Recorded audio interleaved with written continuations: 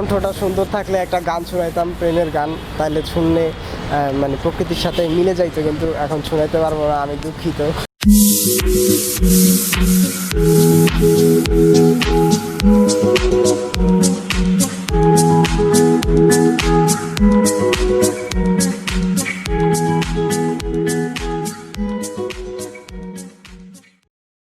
Hello, আসসালামু আলাইকুম সুপ্রিয় দর্শক মণ্ডলী, আশা করি সকলেই ভালো আছেন।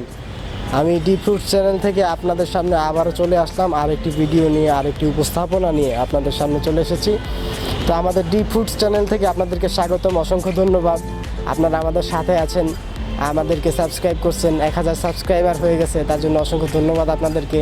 আশা করি আরও হবে, আপনারা থাকবেন সাথে, আমাদেরকে দেখবেন, লাইক করবেন, শেয়ার দিবেন। আসুন আমরা আজকে একটি ভিডিও দেখি, মনোরম পরিবেশ, মনোরম প্রকৃতি এবং নার্সারি দেখব, চলুন।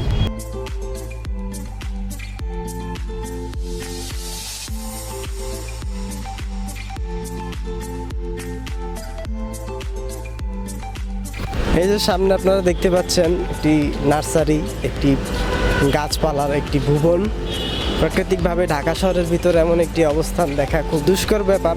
তারপর আমরা দেখব, এখন আপনারা দেখবেন ফুল, বিশেষ করে সব ফুল এবং প্রাকৃতিক সৌন্দর্য বর্ধনের প্রয়োজনীয় যা কিছু দরকার গাছ, সেইগুলো এখানে বিদ্যমান আছে। আর ফল গাছ সম্ভবত নাই, তারপর আমরা দেখতেছি।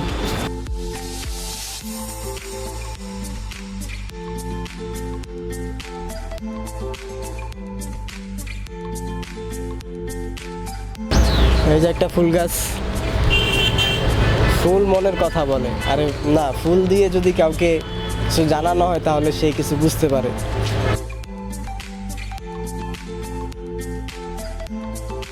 আর এই নার্সারিটা হচ্ছে অবস্থান মানে গুলশান বনানী লেকের কাছাকাছি। আরেকটা লেক আছে এই পাশে, তো সেখানে মানে বনানীতেই পড়ছে এটা, লেকের সাথে। তো আপনারা যদি এখান থেকে কোনো গাছ নিতে চান বা ঘরের সৌন্দর্য বর্ধনে কোনো মানে একটি ফুল গাছ নিতে চান, তাহলে এখানে আসতে পারেন, আপনারা নিতে পারেন, দেখতে পারেন।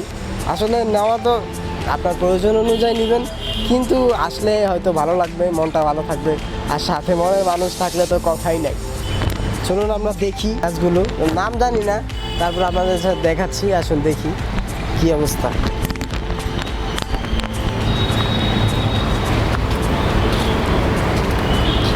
এই যে এই পাশ ওই পাশ দেখাও।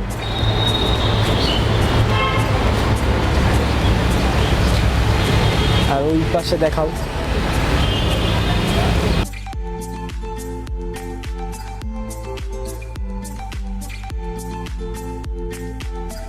ভিতরের দিকে একটু দেখে আসি।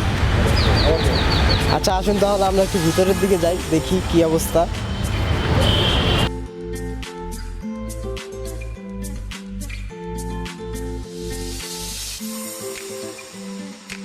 যে আপনারা দেখতে পাচ্ছেন, এখন আমরা নার্সারির একদম মাঝখানে অবস্থান করছি। তো এইখানে আমরা একদম বনলতার ভিতরে চলে এসেছি। বাংলাদেশ গাছপালাপূর্ণ দেশ, তো সবুজ শ্যামল দেশ, সেইখানে ঢাকার মধ্যে এমন একটা অবস্থান চিন্তা করা যায় না। তারপর আমরা দেখতে পারছি, খুব ভালো লাগতেছে। কণ্ঠটা সুন্দর থাকলে একটা গান শোনাইতাম, প্রেমের গান, তাইলে শুনলে মানে প্রকৃতির সাথে মিলে যাইতো, কিন্তু এখন শোনাইতে পারবো না, আমি দুঃখিত। চলুন আরও দেখতে থাকি। রাস্তার ওই পারেও আছে, নার্সারির বাইরে থেকেও আমরা একটা ঘুরে আসি, বাইরে থেকেও দেখবো আমরা। আসুন।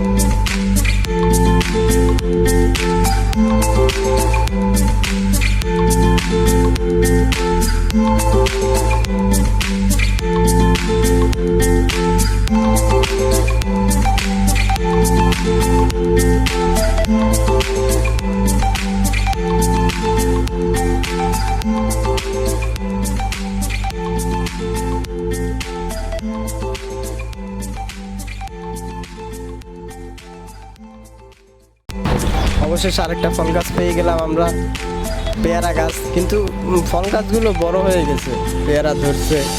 আর কয়দিন বড় হোক একটু, তারপর আসে আমরা খাবো, সেইটার ব্লগ আপনাদেরকে দেখাবো।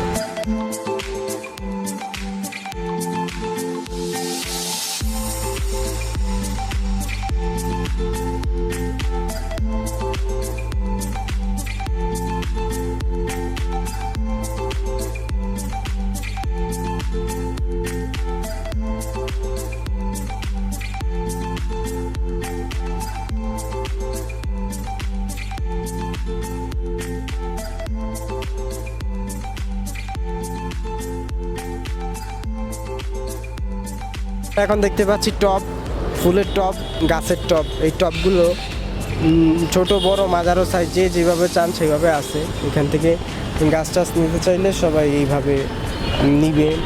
এখানে মাটি ভরে উনি ওনার নিজ দায়িত্বে দিয়ে দিবে এইসব করে। এই যে দেখতে পাচ্ছেন আমি এখন ফুলের মাঝখানে আছি, মানে একটি সুন্দর পরিবেশ। আমরা এখন এখানে আসছি, আপনারা দেখতে পাচ্ছেন অবশ্যই।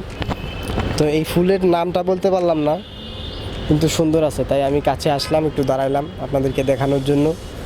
আর একটি ছন্দ সেদিন বলতে নিছিলাম, ভুলে গেছি। আজকে আমায় যদি প্রপোজ করো লাল গোলাপ দিয়ে, লকডাউনের পরে আমি তোমায় করব বিয়ে। কেমন হলো বন্ধুরা? হ্যাঁ প্রিয় দর্শক, আশা করি আপনারা এই পর্যন্ত দেখেছেন, তো আপনাদের ভালো লেগেছে।